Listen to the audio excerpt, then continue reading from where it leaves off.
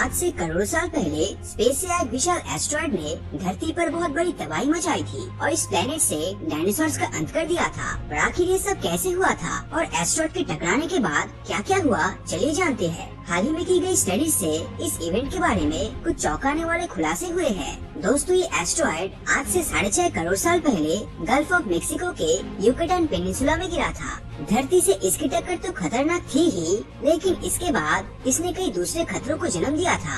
टक्कर से उत्पन्न हुए टुकड़े आसमान में बहुत ऊंचाई तक गया और फिर धरती पर रॉक्स की बारिश होने लगी। इसी के साथ जंगलों में आग लग गई और शॉकवेव्स के कारण धरती पर भूकंप आने लगे और धरती के समुद्रों में सुनामी आ गई। इमेजिन करो कि उस दिन आप भी उस जगह पर मौजूद हो, आपके चारों ओर खूंखार डायनासोर्स घूम रहे हैं। तभी अचानक से आसमान में आपको एक चमकता हुआ तारा दिखता है। पर प्रॉब्लम ये है कि ये तारा कुछ ज्यादा ही अजीब है। इसकी साइज और ब्राइटनेस लगातार बढ़ रही है। हकीकत में ये कोई तारा नहीं बल्कि करीब 11 किलोमीटर डायमीटर वाला चिक्सलूब एस्ट्रॉयड है, जो 16 किलोमीटर पर सेकंड की स्पीड से धरती की ओर आ रहा है। कुछ घंटों के बाद ये धरती के एटमॉस्फेयर में घुस जाता है और फिर देखते ही देखते इसकी धरती की सरफेस से जोरदार टक्कर होती है। अभी तो स्पेस से आने वाला उल्का पिंड धरती के एटमॉस्फेयर में आते ही रहते हैं, पर उनकी साइज इतनी छोटी होती है कि वो जमीन तक पहुंचने के पहले ही खत्म हो जाते हैं। लेकिन चिक्सलूब के साथ ऐसा कोई सीन नहीं था। ये तेजी से आकर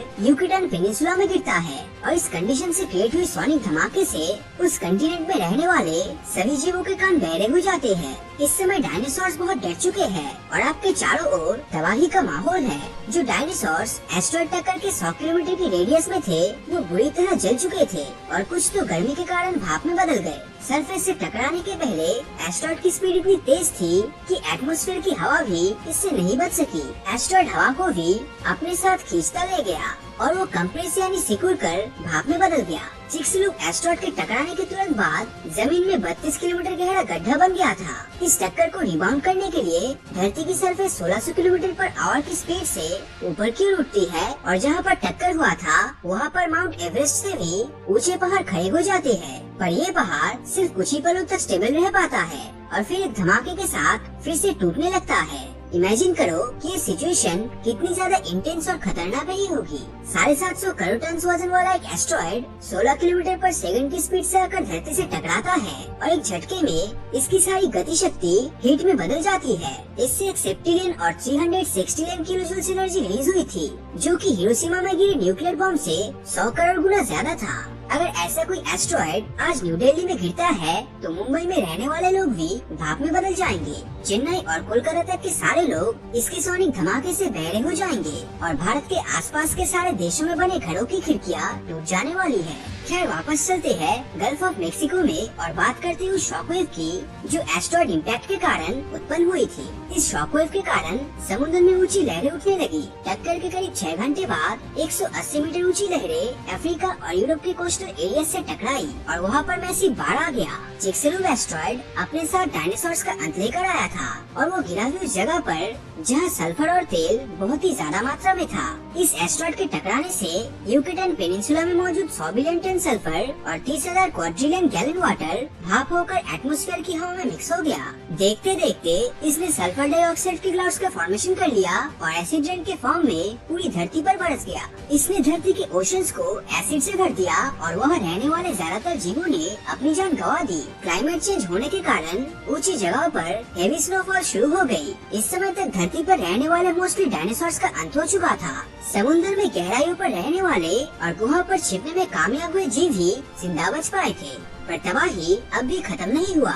एस्ट्रॉयड इम्पैक्ट के कारण करोड़ों गैलन्स ऑयल भी एटमॉस्फेयर में जाकर वेपोराइज हो गया था। पानी और सल्फर के विपरीत ये तेल बादलों के लेयर्स के काफी ऊपर स्ट्रेटोस्फीयर में जाकर जम गया और इसने कार्बन की एक लेयर का फॉर्मेशन किया। इस लेयर ने धरती को चारों तरफ से ढक लिया और करीब 3 साल के लिए धरती पर आने वाली सूरज की रोशनी को ब्लॉक कर दिया।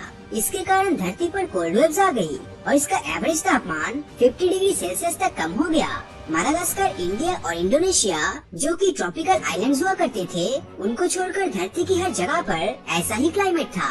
सनलाइट की एब्सेंस में इवेपोरेशन की प्रोसेस रुक गई और धरती पर बारिश होना भी बंद हो गया। अब सवाल उठता है कि चिक्सलुक एस्ट्रॉयड स्पेस में कहां से आया था और क्या ऐसा कोई एस्ट्रॉयड फ्यूचर में भी धरती से टकरा सकता है? सोलर सिस्टम के नोन एस्ट्रॉयड के डेटा के आधार पर रिसर्चर्स की एक टीम ने बताया है कि चिक्सलुक एस्ट्रॉयड और क्लाउड से आया था, जो कि आउटर सोलर सिस्टम में फैला एक विशाल रीजन है। 11 दिसंबर 2021 को 4660 नीरुस नाम का एक 330 मीटर डायमीटर वाला एस्ट्रॉयड धरती से 38 लाख किलोमीटर दूर से गुजरा था। इसकी स्पीड करीब 6.5 किलोमीटर पर सेकंड की थी और ये हमें बिना कोई नुकसान पहुंचाए गुजर गया था।